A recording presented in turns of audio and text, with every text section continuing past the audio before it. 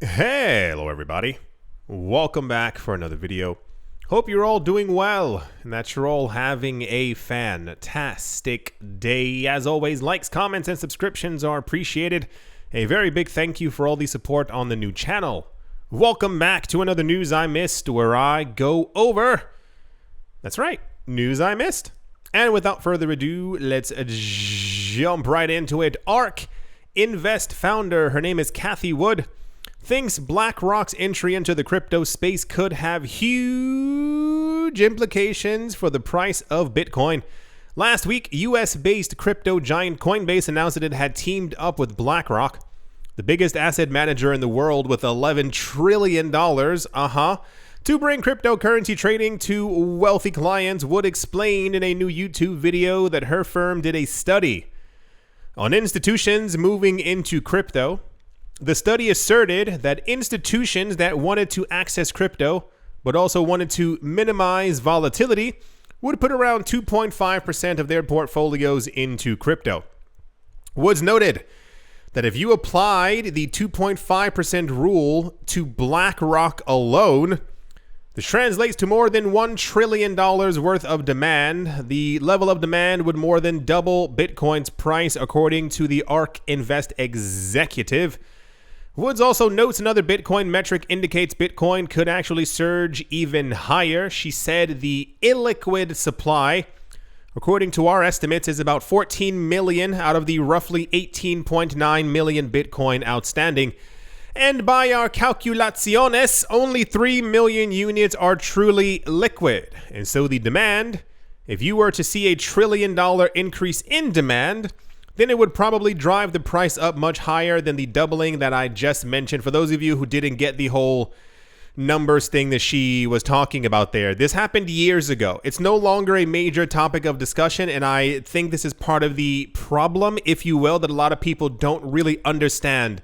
When I say that there's not a lot of Bitcoin left, it's because there's not a lot of Bitcoin left. A lot of people trade and buy and whatever, or look at Bitcoin as this kind of like, there are trillions of them on the market. A lot of people keep forgetting that there's only 21 million Bitcoin that there will ever be. We had a lot of, when the beginning of the cryptocurrency analytics companies, Chainalysis, Glassnode, etc., began to pop up. A lot of them were looking at very old cryptocurrency wallets and began to believe or ascertain that nearly all of these wallets at some point, people had lost their passwords. Maybe the computer was destroyed. We had news for years about people on Reddit or people on the news, like, actual physical people who were like, I had 35,000 Bitcoin on a computer and I lost it. Another one said he destroyed it. He didn't even think about what a Bitcoin was. Other people lost their keys, lost their passwords, you name it. It has all happened. So it is believed that there are millions of Bitcoin that are lost and gone forever, because you used to be able to make, thousands of Bitcoin per day if you were mining it just on your actual physical computer, which is no longer possible. And then even then, you look at the rest of the actual supply that's floating out there, and there are millions of people on the planet who don't sell their Bitcoin, aren't planning on selling their Bitcoin. We've been talking about rich people buying up all the Bitcoin for a long time. When you hear them in interviews, they're holding it for 10, 15, 20 years because they want to see exactly how big did it get. If it ends up being a world reserve currency or whatever of some point, very few people will be selling it. People will be holding on even longer to see exactly how high that it actually goes. It is roughly believed that around only 2 to 3 million Bitcoin are actually available at any given time. And we don't even know if that estimate is completely accurate because of the amount of Bitcoin, the amount of Bitcoin that keeps moving around on cryptocurrency exchanges back and forth. We don't have an actual metric, but we know that the actual supply that's available for people is incredibly low. Couple that with only the idea of just BlackRock getting into Bitcoin, not the other 185 companies that we've heard from over the last couple of years. And yeah, that's where those numbers are coming from. So I look forward to the day when, and I don't want to, and I never want to be able to tell people I told you so. I'm just going to give them that look. I'm like, listen, you were forewarned about exactly where this space was going. And the only people who seem to continuously realize are wealthy people. So when the wealthy get wealthier, you know. That's the Kathy Woods is talking about Bitcoin's price potentially, essentially doing a 100x. Yeah, wait, 100x? 1x. 2x? Doubling. And without further ado, let's move on. In news that you're all going to love because you've all been waiting for it. That was sarcasm. Luxury resort chain Soneva has reportedly begun accepting cryptocurrency payments at its resorts in the Maldives and in Thailand. Accepting cryptocurrencies as a payment method is another example of enabling our international guests to easily make payments from anywhere in the world. Fantastic. Luxury resort chain Soneva has reportedly begun accepting payments in Bitcoin and Ethereum at its resorts. Soneva has 3 resorts in the Maldives. The company also has a resort in Thailand. Bitcoin and Ether can also be used to pay for Soneva villa ownership. That sounds fancy. In order to accept cryptocurrencies, Soneva has partnered with 2 companies. Crypto payment solutions provider AAA. Wasn't that a wrestler? Triple H. Triple H. There we go. And payment platform provider Pomelo Pay. Triple H is licensed by the Singapore Monetary Authority. And they explain that Bitcoin and Ether payments are non-refundable. I love it. I'm sorry, yeah, we got your Bitcoin. We can't give it back. Anyway, so I don't know Soneva. Good for them. There's a reason why it's called News I Missed. There's like 4 companies every single day who are accepting cryptocurrencies. So realistically, at a certain point, it's just gonna be everyone who's accepting crypto, and you'll be able to pay for it everywhere. Maybe even after, Bitcoin does that double-double, because I don't think Bitcoin's going to be staying at these prices forever, because we know rich people are buying, but that's another topic in and of itself. That's the luxury resort is now accepting crypto. This looks kind of, I was going to say looks kind of fancy. It says luxury resort for a reason. That's the Soneva news. Soneva? Geneva. Soneva. So, news. And yeah, let's move on. Also, and this was actually quite popular news, recently a race car driven by Trent Barnes took part in a NASCAR event held on the Dominion Raceway in Thornburg, Virginia. What made the car stand out, however, was that it had a gigantic Cardano all over its face. Cardano all over the car. The event, which took place on the 30th of July, was the Blake Morris Memorial Twin 72s race. This race is also part of the NASCAR Advanced Auto Parts Weekly Series, formerly known as the Wheelin' All-American Series, Winston Racing Series, and the Dodge Weekly Series, which is a points championship for NASCAR-sanctioned local short-track motor racing around the United States and Canada. Sure, this was very popular news. I always know exactly when people got into the cryptocurrency space and how long they haven't been here. Why does this sound familiar? Anybody? Come on, tell me. Why does this news story sound so familiar? This was wow.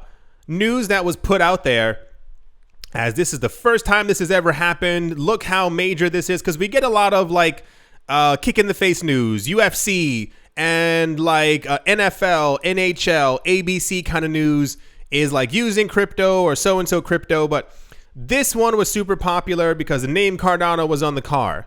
Anybody? Why does this sound familiar? Yeah, that's right. Because 1,000 years ago, the same exact thing happened with Dogecoin.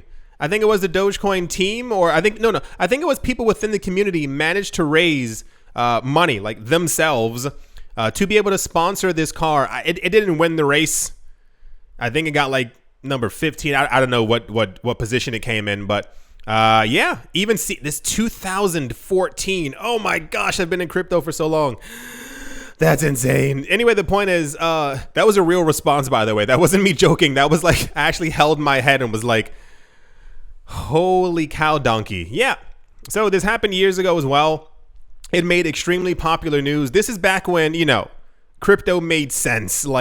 This boosted the price of Dogecoin because we were like, mainstream adoption. Everyone saw this on a racetrack. We're definitely going to, a $10,000 Bitcoin now. Look at me, mom. I'm in a race car. The price went up. And then we had a lot of speculation from a number of other companies as to if they were going to be accepting cryptocurrencies. This is back when Dogecoin was 0.00001. I think it was 5 or 6 zeros before you got to the first one. It was like dust, like literal actual dust. Anyway, yeah. So Cardano was on a NASCAR relatively recently. I don't know if it won, but at least people got to see the word Cardano go around a racetrack. I think it would have made more sense if Cardano, if the little jiggly symbol, I don't know what this is, this little like this mist was like a little bit higher. The word Cardano was kind of like here, and then ADA was beneath it. So like people were Googling Cardano ADA, because Cardano just kind of sounds like a company, like a literal, like it has car in the name. I assume there was one person in that audience who looked and was like, the car is named Dono? See, Cardano ADA would have been something anyway. Or even like a more of a logo. There's no logo here. Like, there's a gigantic Dogecoin on the front of this. It looks wacky and weird. That's the Cardano Dogecoin NASCAR news. This was very popular news. Yeah. Let's move on. Also in the news, I didn't even have to go over this one.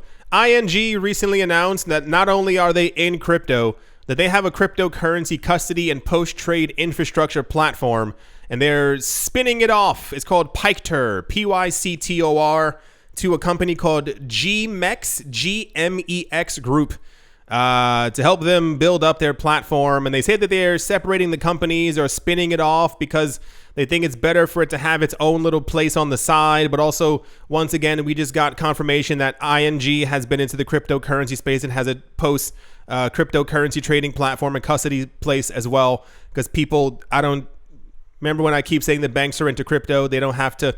Oh, that's the ING news. They didn't even have to go over it. It's just more of a just to show you, to keep you understanding that all the banks on the planet are into Bitcoin and are buying Bitcoin and have crypto and are buying crypto and have been here for a while, and they're.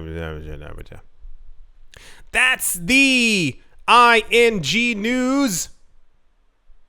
Yeah. Let's move on. Rightio. I do hope that you've all enjoyed. I do hope that you all are having a great day, great morning, great afternoon, great evening, wherever you are, wherever you might be. I do hope it's absolutely fantastic. Thank you all. There's a lot of Bitcoin buses. Thank you all once again for watching, listening, and/or is that a tiger? I think so. And/or supporting. Why they leave the bus? Where are they going? Why are they walking so slow? And/or supporting. And I will most certainly, oh, they skipped the line, be talking to you all soon. See you.